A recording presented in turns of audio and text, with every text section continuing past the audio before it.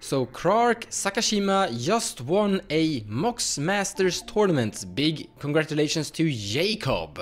And the Iset partner pair actually has a pretty decent performance. So from 70 different tournament entries, they have achieved a 24.35% win rate. Normally this should make us really happy, except that I really hate Krark the Thumbless. But don't worry, this is not a video about my personal taste. Now, one thing I really like doing inside of these deck tech videos is looking into individual cards that have been played by these decks that have entered into tournaments and how that individual card have been performing inside this specific commander. For example, Ragavan here. It's basically a 50-50 split. Among the 70 decks that have entered into tournaments, only 32 have actually included Ragavan. And among those 32 decks, you have an average win rate of 22.82 compared to the total average.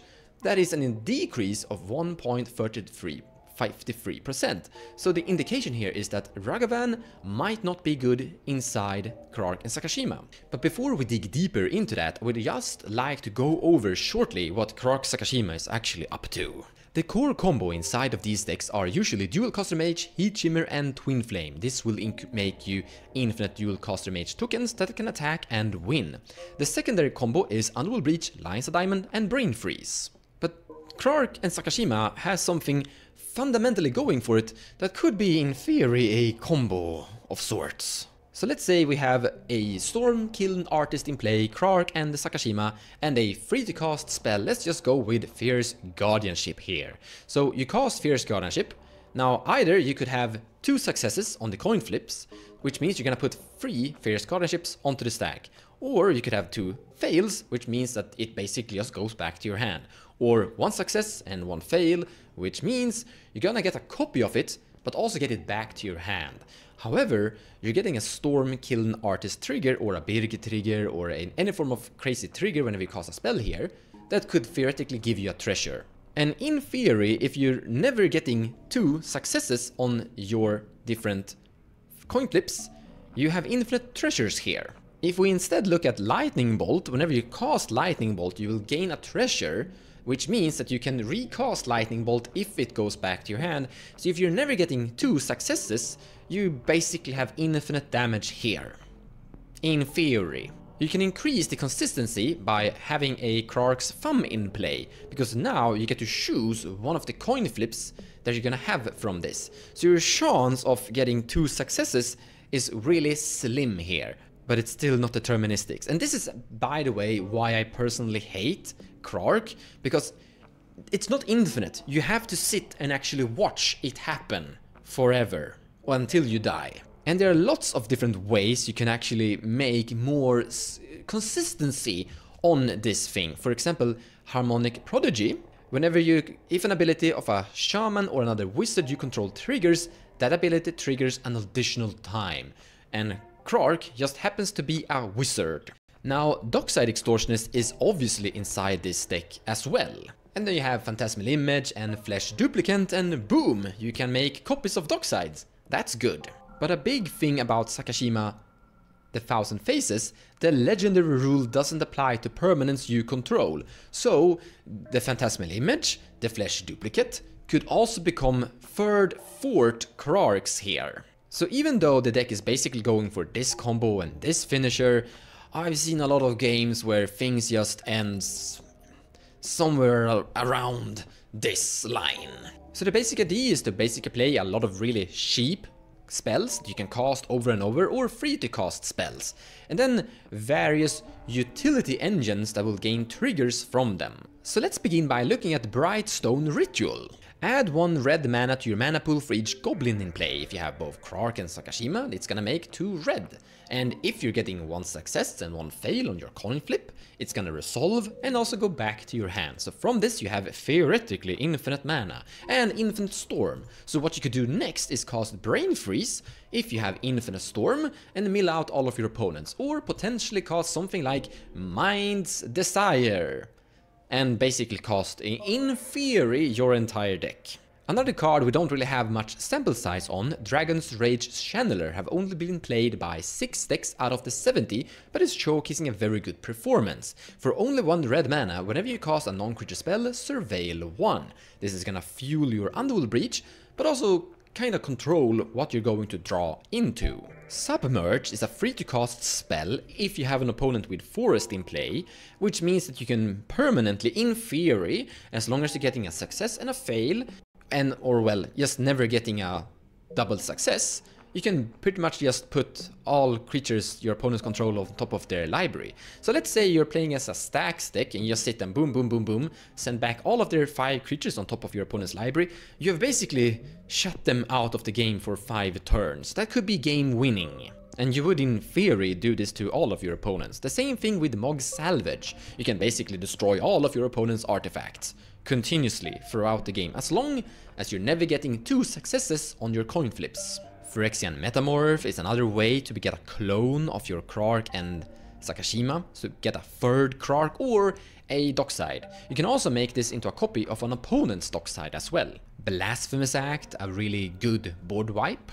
Archmage, Magecraft, whenever you cast or copy an instant or sorcerer spell, draw a card.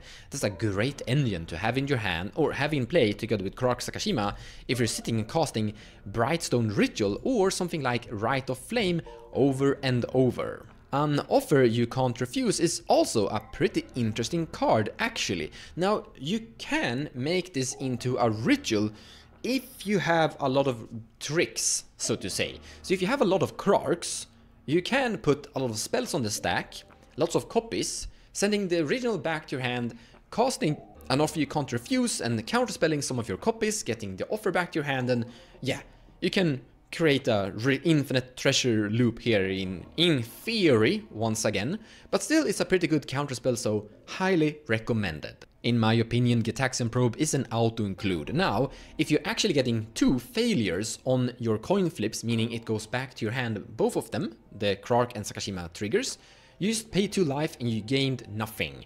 But in theory here, you can draw out a lot of cards from your deck by just sitting there and paying life.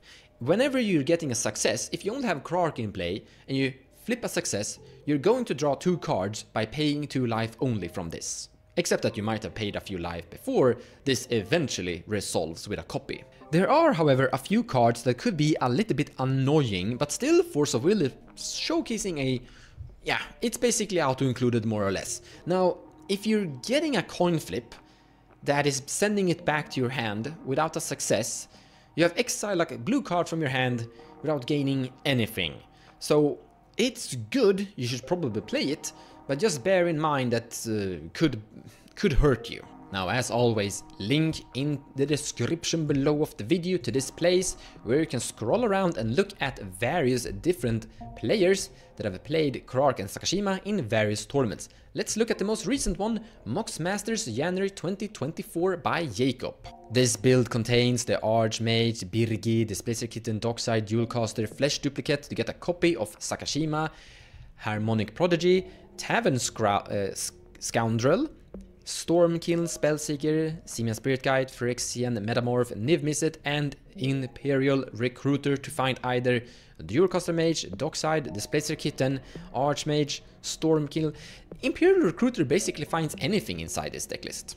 In Sorceries, we have Gamble, Gitaxian Probe, Grape Shot, that's another Storm card that could win the match, pretty good here. Heat Shimmer, Ponder, Overmaster, Merchant Scroll, Jeska's Will, and Krark Sakashima. You're gonna sit there and basically exile your entire deck while gaining theoretically infinite red here. Rite of Flame, Twin Flame, and Windfall. Among instants, Alchemist Retrieval, Unoffer, Born Upon a Wind, Brain Freeze, Deflecting Sword, Psychrift, Consider, Chain of Vapor, Dispel, Fierce Gunnership, Final Fortune, Flusterstorm, Mental Misstep, Lightning Bolt, Gut Shot. Yeah, pay 2 life, basically deal a damage. Force of Will, Mindbreak Trap, Mog Salvage, Muddled Mixture, Mystical Tutor, Snap, Red Elemental Blast, Peak, Pact of Negation, Spell Pierced, Stern Dismissal, Stern Scolding, Submerge, Swan Song, and Suspend. Arcane, Signet, Chromox, Fellowstone, Yule Lotus, Mana Vault, Mana Crypt, Lotus Petal, Lions of Diamond, Mox Amber, Mox Diamond, Mox Opal, Soul Ring, The One Ring, and Talisman of Creativity. Mystic Remora, Rhystic Study, and Underworld Breach, and 26 lands. Krark Sakashima is truly a really good commander pair. You might look at it and say, is it colors? Not that great. But the thing is that you're threatening to win once you just have your two commanders in play, because you have so many different theoretical cards that could go infinite only with Krark Sakashima. Because card draw, rituals, yeah, you can just cast a spell infinitely and yeah, in theory all of the time. Because once again, if you have a Rite of Flame, Krark Sakashima in play, you have theoretically could have infinite red, and if you have a Grape Shot or a Brain Freeze, then you have theoretically killed all of your opponents. In theory. Lots of theories here in this video.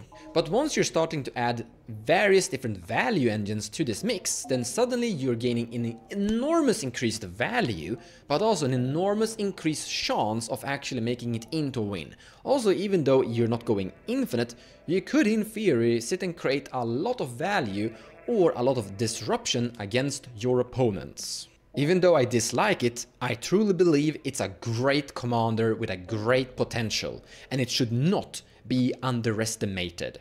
Thank you so much for watching, I hope you enjoyed the video, and I'll see you next time.